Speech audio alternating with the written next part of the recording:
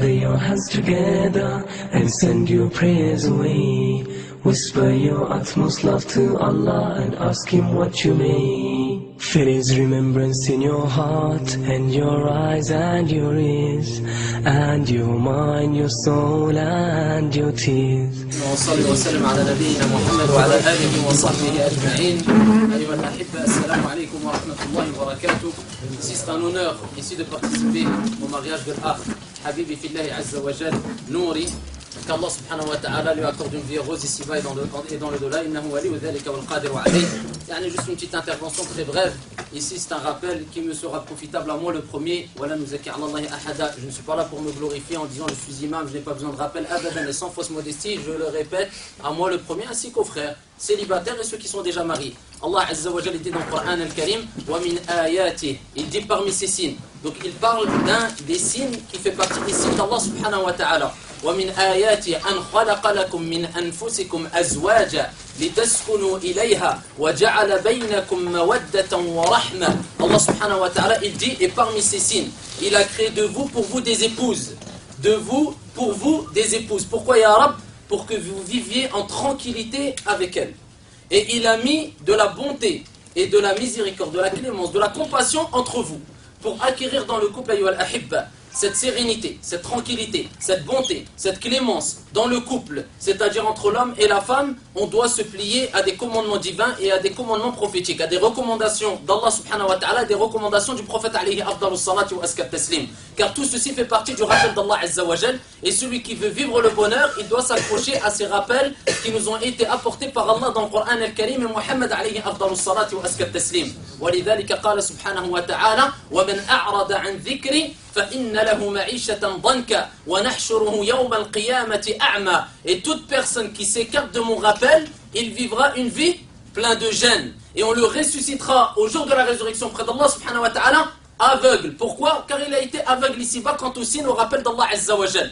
Contrairement à la personne qui s'est ici conformée comme il se doit aux paroles divines et aux paroles prophétiques. Allah azza wa jal parle de lui dans le Coran al-Karim, de ce frère et de cette sœur, et il dit toute personne qui accomplit une œuvre, man amila saliha, toute personne qui accomplit une œuvre salutaire, tout en étant croyant, mâle ou femelle, un homme ou une femme, Allah Azza wa Jal dit dans le Coran al-Karim, on lui fera vivre une vie pleine de joie, de bonheur, de tranquillité, de sa'ada al-ahibba, le bonheur, ici-bas et dans le delà. Donc ici on doit se conformer à ces recommandations prophétiques et divines pour vivre une vie de bonheur fi dunya wa fil akhirah.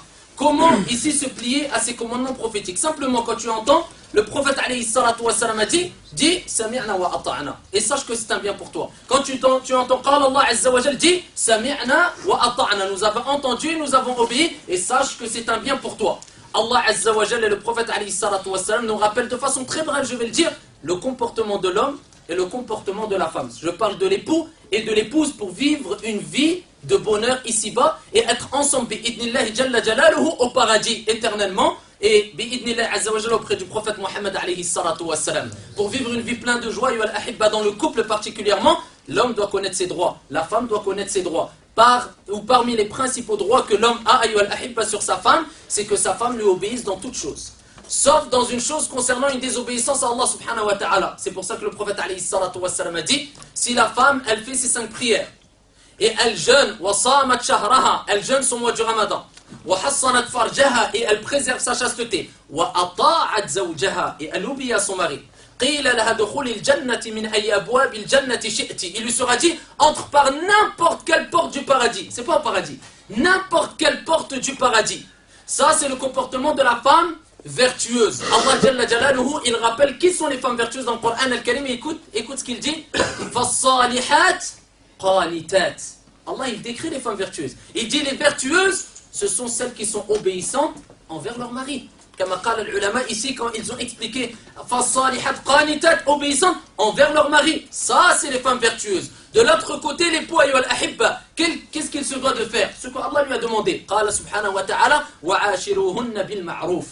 Comportez-vous convenablement envers elles. Qala alayhi salatu wassalam, khayrukum khayrukum li nisa'ihim. Les meilleurs d'entre vous, ce sont les meilleurs avec leur épouse, pas avec leurs frères, pas avec leur épouse. Et le prophète alayhi salatu wassalam a dit, kama ja'a fi sahih, khayrukum khayrukum li ahli. wa ana khayrukum li ahli. Le meilleur d'entre vous, c'est le meilleur. Comment? Dans sa prière, quand il jeûne, c'est le meilleur ici avec sa famille. Et moi, je suis le meilleur d'entre vous avec ma famille. Ça, c'est les recommandations de façon très brève, prophétique et divine, ayyuhal ahibba, pour vivre le bonheur. Et je dis bien très bref. Si la femme a compris qu'elle doit ici obéir à son mari dans toutes choses, tant que ça ne concerne pas une désobéissance à Allah subhanahu wa ta'ala, et que son mari, l'obéissance envers son mari, c'est une des causes principales de son entrée au paradis, et que l'homme a compris qu'à partir du moment où il a cette femme vertueuse, pieuse à la maison, il se doit de remercier Allah azza wa jal, d'être reconnaissant, et ici d'agir de la meilleure des façons, comme l'a fait le prophète alayhi salatu wassalam avec ses épouses. Il doit faire la même chose avec son épouse, car Allah dit dans le Coran,